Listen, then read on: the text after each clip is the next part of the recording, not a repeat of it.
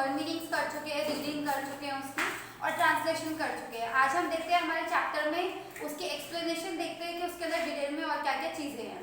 सो start करते हैं। Chapter 7 the food we ईट।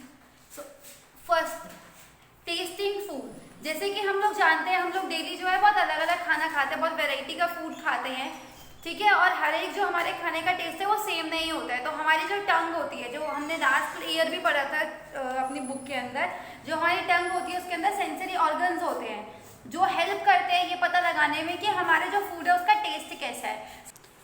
जो हमारी टंग में सेंसरी ऑर्गन्स होते हैं वो हेल्प करते हैं ये पता लगाने में कि हमारे खाने का टेस्ट कैसा होता है। तो जैसे कि आपको यहाँ पे हमारी टंग नज़र आ रही है, तो ये हमें 4 टाइप के टेस्ट बताती है, बिटर, सार, स्वीट, सल्टी, ठीक है। तो जो ये सारे टेस्ट होते हैं हमारे, जैसे यहाँ पे हमारा फ्रंट में ये वाला हमारा सॉल्टी टेस्ट बताता है, स्वीट बताता है, बिटर, सार। तो जो ये हमारी सेंसरी ऑर्गन्स होते हैं ये हमारे, जब हम कोई भी खाना खाते हैं तो उसको खाना खाने के बाद हमारे ब्रेन तक मैसेज पहुंचाती है, फिर हमारा ब्रेन जो है उस मैसेज को कैच करता है और ये पता लगाने में वो हमें बता पाता है, आइडेंटिफाई कर पाते हैं कि जो हमारे खाने का टेस्ट है वो कैसा है, ठीक है। तो ये बेसिकली हमारे टंग के बारे में एक्सप्लेनेशन थी। अब हम देखते हैं हमारा डाइजेस्टिव सिस्टम किस तरीके से काम करता है। जब हम कोई भी खाना खाते हैं और हमारा खाना जो है जब सिंपलर फॉर्म में ब्रेक डाउन हो जाता है तो उसको हम डाइजेशन बोलते हैं, पाचन बोलते हैं, ठीक है। तो सबसे पहले हमारा जो ये डाइजेस्टिव सिस्टम के बहुत सारे पार्ट्स होते हैं, हम लोग 1 बाय 1 उसको देखते हैं कि सबसे हमारा खाना कहाँ जाता है। सबसे पहले हमारा खाना हमारे माउथ में जाता है, वहाँ पे हमारी सैलिवरी ग्लैंड्स जो है वो सलाइवा सिक्रीट करती हैं और उसके बाद जो है हमारे फूड जो है वो सिंपलर फॉर्म में ब्रेक डाउन होना स्टार्ट हो जाता है। उसके बाद वो ईसोफेगस और फूड पाइप से हमारे स्टमक के अंदर जाता है। हमारे स्टमक के अंदर बहुत सारे डाइजेस्टिव जूसेस होते हैं जो खाने को और ज़्यादा सिंपलर फॉर्म में उसको ब्रेक डाउन करने की कोशिश करते हैं। उसके बाद हमारा खाना यहाँ पे स्मॉल इंटेस्टाइन में जाता है और वहाँ पे हमारे खाने को डाइजेस्ट करने में हेल्प किया जाता है, ठीक है। सो जो हमारा डाइजेस्टेड फूड होता है उसके बाद वो हमारे ब्लड में जाता है, ब्लड उसे एब्जॉर्ब करता है, और जो अनडाइजेस्टेड फूड होता है वो हमारा लार्ज इंटेस्टाइन में जाता है और फीसिस में चेंज होता है। उसके बाद वो हमारी बॉडी से एक्सपेल्ड हो जाता है हमारी एनस के थ्रू, ठीक है। तो ये हमारा डाइजेस्टिव सिस्टम होता है, ये इस तरीके से काम करता है। अगर हमारे डाइजेस्टिव सिस्टम का कोई भी पार्ट ऐसा हो जो काम ना कर रहा हो तो हमारा पूरा डाइजेशन का जो प्रोसेस है वो खराब हो सकता है।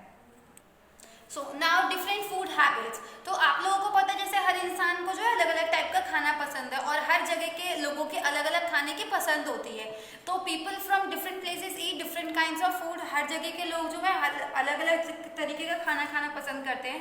जैसे नॉर्दर्न स्टेट जो है इंडिया के, वहाँ के लोग चपातीस खाना पसंद करते हैं, और जो सदर्न स्टेट्स होती है इंडिया की, वहाँ पे लोग राइस खाना ज़्यादा पसंद करते हैं।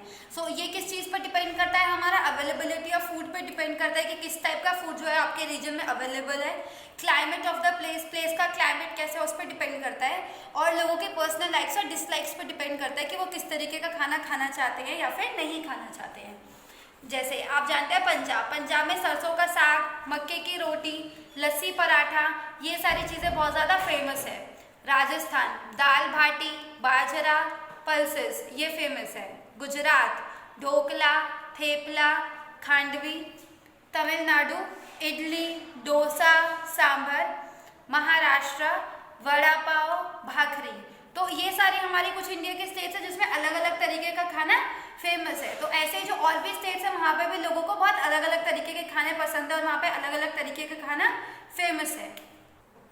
Now nutrition deficiency diseases. So आपको पता है यहाँ पे कि अगर हमारी बॉडी में किसी भी न्यूट्रिएंट की कमी हो जाती है तो हमें बहुत सारी बीमारियाँ हो सकती है अलग अलग तरीके की।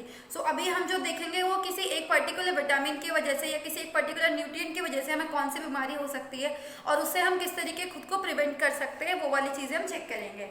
सो जैसे सबसे पहले हमारे पास विटामिन ए, अगर हमारी बॉडी में विटामिन ए की कमी हो जाती है तो हमें नाइट ब्लाइंडनेस हो जाती है, ठीक है। नाइट ब्लाइंडनेस के सिम्टम्स क्या होते हैं? Poor vision in dim light, कि जब लाइट डिम होती है तो आपका विजन जो है वो देखने की शक्ति वो पुअर हो जाती है, कम हो जाती है। सो उससे बचने के लिए हम क्या कर सकते हैं? ग्रीन लीफी वेजिटेबल्स खा सकते हैं, papaya, mango, carrot, milk, fish and egg yolk, ठीक है। Next vitamin B. Vitamin B की कमी से हमें बेरी हो जाती है, जिसके सिम्टम्स क्या होते हैं? Affects nervous system, heart diseases and loss of weight and apatite.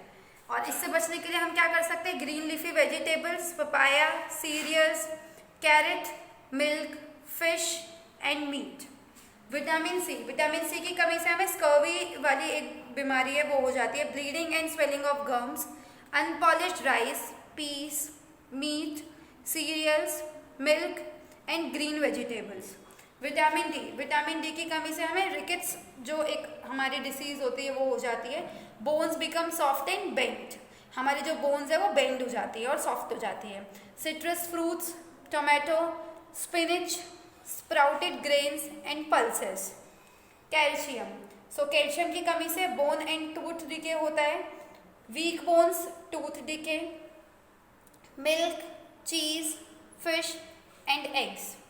Iron की कमी से anaemia, weakness, pale lips and flat nails. Apples,